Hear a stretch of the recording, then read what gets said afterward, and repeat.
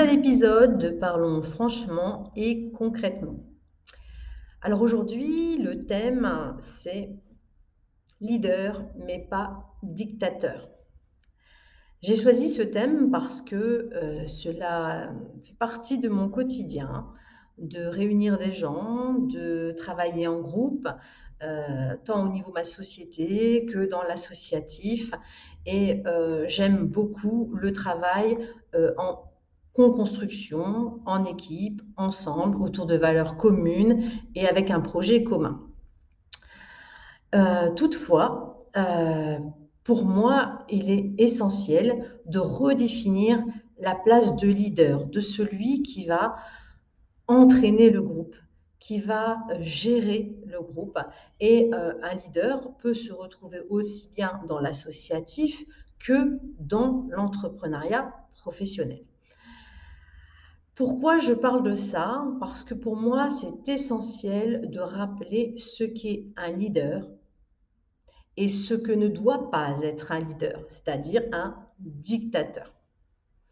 Un leader, c'est une personne qui va être bienveillante avec son équipe, qui va savoir écouter, qui va savoir faire avec les différentes personnalités, qui va savoir se remettre en question lui-même pour mettre un climat de confiance.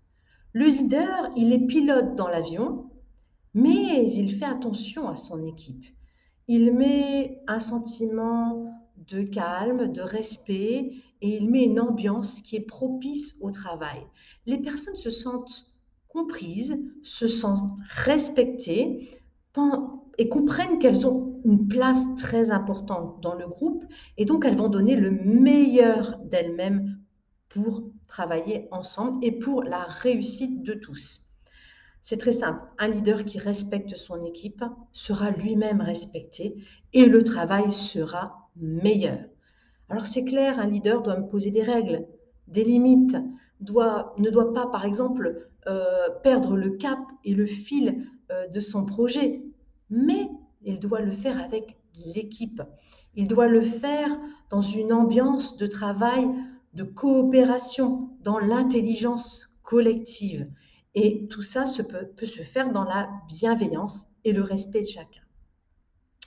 Le dictateur, lui, je suis sûre que vous en avez trouvé autour de vous, dans l'associatif, dans votre travail.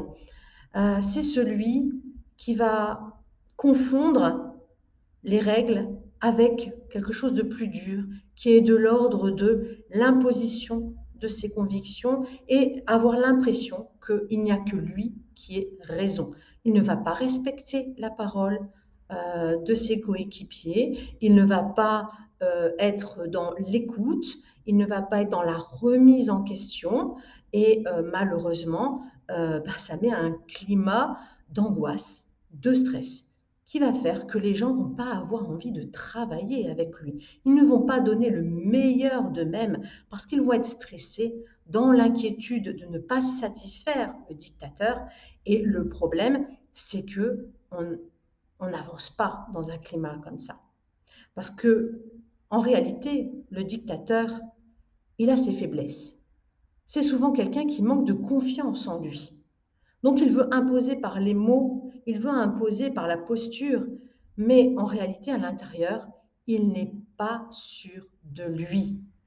Et en plus, ce dictateur, c'est comme un enfant de 6 ans, il va faire des caprices, il va faire en sorte d'imposer des choses sans écouter, il ne va pas tellement pas écouter qu'il ne va pas donc comprendre les besoins de son équipe et va avancer en réalité seul. Donc voilà, la grande différence, c'est que le climat va être anxiogène, va être souffrance, va être silence et certainement pas dans la construction.